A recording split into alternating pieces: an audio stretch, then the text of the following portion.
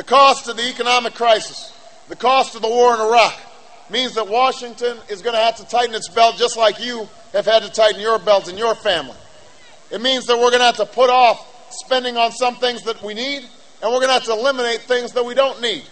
And that's why, as president, I'm going to go through this federal budget line by line. We are going to stop wasting money in Washington. We've got too much to do to waste money on programs that don't work.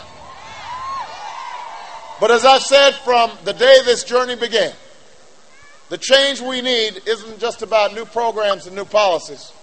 It's about a new politics, a politics that calls on our better angels instead of encouraging our worst instincts, one that reminds us of our obligations that we have not just to ourselves but to each other. Part of the reason that this economic crisis happened is because we've been living through an era of profound irresponsibility. On Wall Street, easy money and an ethic of greed blinded executives to the dangers they were creating for the entire financial system. On Main Street, lenders tricked people into buying homes they couldn't afford, and some people went ahead and bought homes that they couldn't afford. In Washington, politicians spent money they didn't have and allowed lobbyists to set the agenda. They scored political points instead of solving problems. And that's why these last 8 years, what we've lost can't just be measured by lost wages or bigger trade deficits. We've also lost the idea that in this American story, each of us has a role to play. Each of us has responsibilities to work hard and look after ourselves and our families, and each of us has responsibilities to look after each other. That's what's been lost, a sense of higher purpose, a sense of common purpose. Yes, government has to lead the way on education, but I can't be a parent to your child. You've got to turn off the TV set and make sure your child does their homework.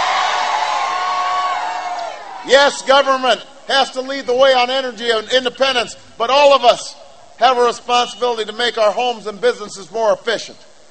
Yes, we can argue and debate our positions passionately, but at this defining moment, all of us have to summon up the strength and the grace to bridge our differences and unite in common purpose.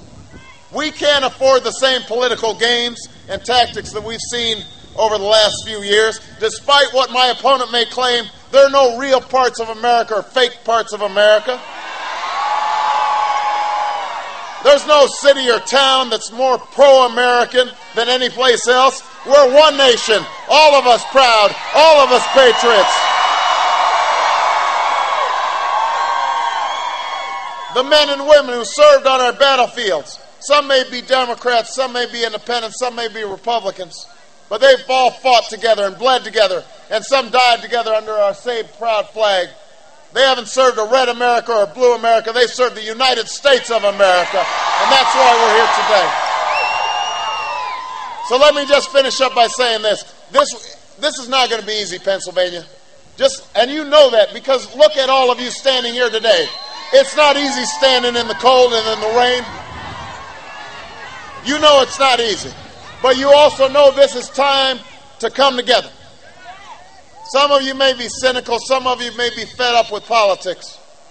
A lot of you may be disappointed with your leaders, and you've got every reason, every right to be angry with your leaders. But despite all of this, I am asking you right now to do what Americans have done throughout our history. I'm asking you to believe. I'm asking you not to believe in my ability to bring about change.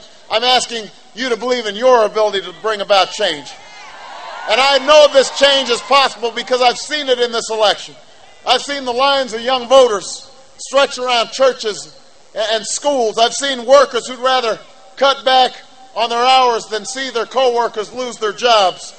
I've seen neighbors take in other total strangers because the floodwaters had washed people out of their homes. I've seen young soldiers re-enlist after they've lost a limb. That's what America's all about.